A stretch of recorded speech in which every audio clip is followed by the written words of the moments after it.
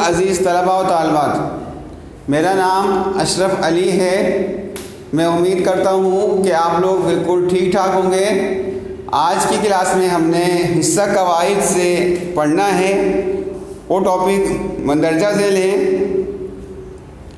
پہلا ٹاپک ہے سابقے کی تعریف سمجھنی ہے۔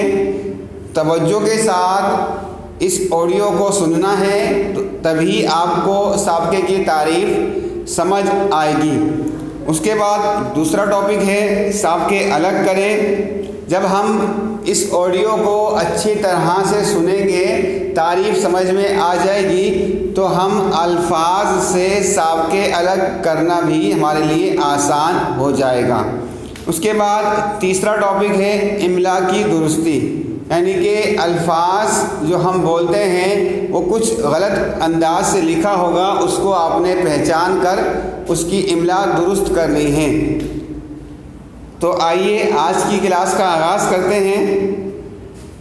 سابقہ کی تعریف: کسی لفظ کے شروع میں کوئی علامت لگا کر اس سے ایک نیا لفظ بنا لیا جاتا ہے، اس علامت کو سابقہ کہتے ہیں۔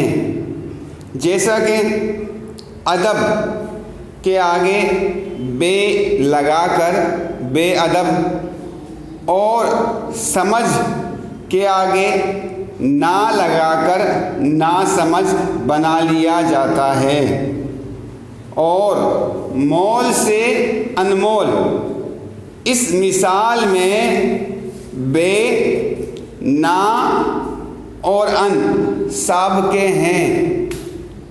میں امید کرتا ہوں کہ آپ لوگوں کو میری بات سمجھ آئی ہوگی۔ میں دوبارہ اپنے الفاظ میں بتانے کی کوشش کرتا ہوں، توجہ کے ساتھ اس کو آپ نے سننا ہے۔ بچوں، جیسا کہ اس میں بتایا گیا ہے کہ ایک لفظ ہے، بامعنی لفظ ہے ادب۔ اس ادب سے پہلے اگر ہم بے لگا دیں گے تو ایک نیا لفظ بن جاتا ہے، اور جو ہم نے بے لگایا ہے وہ لفظ سابقہ ہے۔ اسی طرح ایک لفظ ہے سمجھ، اس سمجھ سے پہلے ہم نے نہ لگایا تو یہ بن جائے گا نا سمجھ، تو ایک نیا لفظ بن گیا۔ سمجھ سے پہلے جو علامت لگائی، جو حرف لگایا، جو لفظ لگایا، وہ کیا ہوا؟ وہ سابقہ ہو گیا۔ اسی طرح تیسری مثال میں بتایا گیا تھا کہ مول سے پہلے ان لگایا، الف زبر نون ان لگایا، تو اس نے ایک نیا لفظ بنا دیا انمول۔ اس کا مطلب ہوتا ہے قیمتی۔ ٹھیک ہے بچوں؟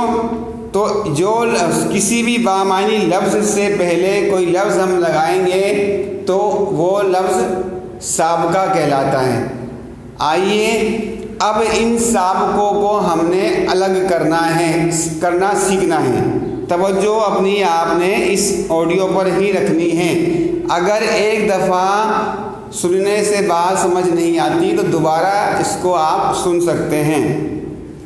اس وقت آپ کو موبائل اسکرین پر جو سلائڈ نظر آ رہی ہے اس پر لکھا ہے کہ درسی کتاب صفحہ نمبر 40، یعنی کہ ہم جو کتاب پڑھ رہے ہیں اس کا نام ہے سورج مکھی۔ اس کتاب کے صفحہ نمبر 40 پر سوال نمبر 7 موجود ہے۔ اس میں لکھا ہے کہ درج ذیل الفاظ سے سابقے الگ کر کے لکھیے۔ الفاظ میں آپ کو پڑھ کے سنا رہا ہوں، اس کے بعد سابقے آپ کے سامنے لکھے ہوئے ہیں۔ الفاظ غیر معروف، اس کا سابقہ ہے غیر، کیونکہ معروف سے پہلے غیر لگا کر ایک نیا لفظ بنایا گیا۔ بے قدر، تو اس میں لفظ جس طرح ادب سے پہلے بے لگا کر بے ادب بنایا، تو اسی طرح قدر سے پہلے بے لگا کر بے قدر بنا دیا۔ تو نالائق نا، باہمت با، بے بد عہد بد۔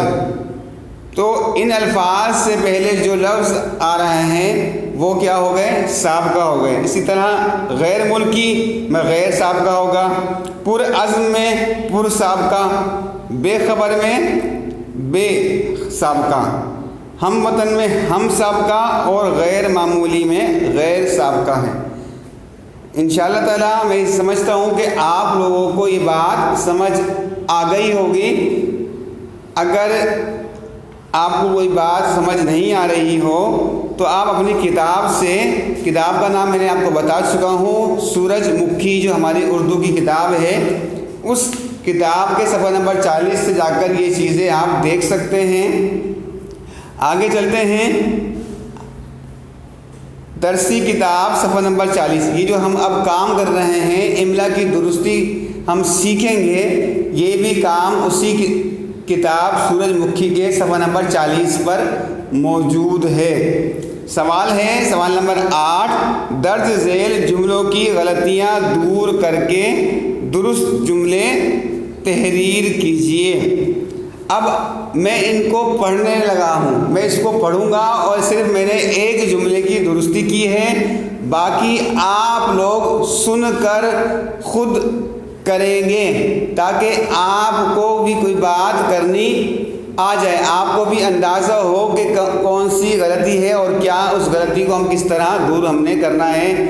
ٹھیک ہے بچوں، لفظ لکھا ہوا ہے معمولی پس منظر رکھنے والے بہت سے لوگ محنت کی بدولت معروف ہوئے۔ یہ جو جملہ ہے وہ آپ کا جو سبق ہے گھریلو ملازمہ نے نوبل انعام پایا، یہ وہاں سے لیا گیا ہے۔ تو اب آپ لوگ دیکھ لیجئے کہ اس میں پہلا لفظ معمولی غلط کس طرح لکھا ہوا ہے اور درست اس کو ہم نے کر دیا۔ مطلب آپ نے اس لفظ کی پہچان کرنی ہے جو کہ غلط لکھا ہو اور پھر اس کا آپ نے درست کرنا ہے۔ معمولی اس میں غلط تھا، وہ ہم نے درست کر دیا۔ اس کے بعد اگلا لفظ جو غلط تھا وہ ہے محنت۔ محنت دیکھیے، محنت میں ہے آتا ہے جو حلوے والا ہے، تو یہاں پر ہاتھی والا ہے لگا کر تلفظ ادا کرنے کی کوشش کی گئی، لیکن املا اس کی غلط تھی، اس لیے اس کو بھی ہم نے درست کر دیا۔ اور معروف میں میم الف لگایا ہے، جبکہ معروف ہوتا ہے عین آئے گا یہاں پر نا۔ ٹھیک ہے بچوں، امید یہ کرتا ہوں کہ آپ لوگوں کو میری بات سمجھ آ گئی ہوگی۔ اب میں بقیہ جملے پڑھ کر سناؤں گا اور آپ اس آڈیو کے ذریعے اندازہ لگائیں گے کہ کون سے لفظ غلط لکھے ہوئے ہیں۔ تلفظ وہی ادا ہوگا جو اصل کا ہوتا ہے، لیکن یہاں پر لفظ جو ہے اس کی املا غلط ہوگی۔ نمبر 2 جملہ دیکھیے، ماریا کی بہن ٹائیفائیڈ کے مرض میں مبتلا ہو کر موت کا لقمہ بنی۔ اب آپ نے اس میں پہچاننا ہے کون کون سی غلطیاں ہیں اور پھر اس کو پورا جملہ بھی لکھیں گے اور جو غلطیاں ہیں ان کو درست بھی کریں گے۔ نمبر 3 دیکھیے، حکمراں قوم نے عورتوں کی تعلیم پر پابندی لگا رکھی تھی، اس کو بھی تمام جملوں کی طرح درست کرنا ہے۔ صرف اب میں جملے پڑھوں گا، بار بار یہ نہیں بتاؤں گا کہ درست کرنا، غلطیاں پہچاننی ہے۔ ماریا نے حالات سے ہار نہیں مانی اور گاؤں کے بچوں کو پڑھانا شروع کر دیا۔ نمبر 5، ماریا نے اثار کے جذبے کا مظاہرہ کرتے ہوئے اپنی بہن کی مدد کی۔ نمبر 6، بہن کے گھر ماریا کو ہر سہولیات میسر تھی۔ نمبر 7، تابکاری تینوں سائنسدانوں کی موت کا اسباب بنی۔ نمبر 8، بری صحبت سے تنہائی بہتر ہے اور تنہائی سے علماء کی صحبت بہتر ہے۔ نمبر 9، ادب بہترین کمال اور صدقہ بہترین عبادت ہے۔ نمبر 10، منشیات کا پہلا حملہ دماغ پر ہوتا ہے، پھر جسم کی حالت بد سے بدتر ہوتی جاتی ہے۔ تو بچوں یہ تھے ہمارے 10 جملے، جس میں سے ایک جملے کی اصلاح کی ہوئی ہے املا کی، باقی 9 جملے آپ لوگوں نے خود درستی کرنی ہے اور توجہ کے ساتھ کرنی ہے۔ انشاءاللہ تعالیٰ میں یہ سمجھتا ہوں کہ آپ کو میری بات سمجھ آ گئی ہوگی۔ اگر پھر بھی کوئی مسئلہ ہو تو آپ مجھ سے رابطہ کر سکتے ہیں۔ نیکسٹ کلاس تک کے لیے میں اجازت چاہتا ہوں۔ السلام علیکم ورحمۃ اللہ وبرکاتہ۔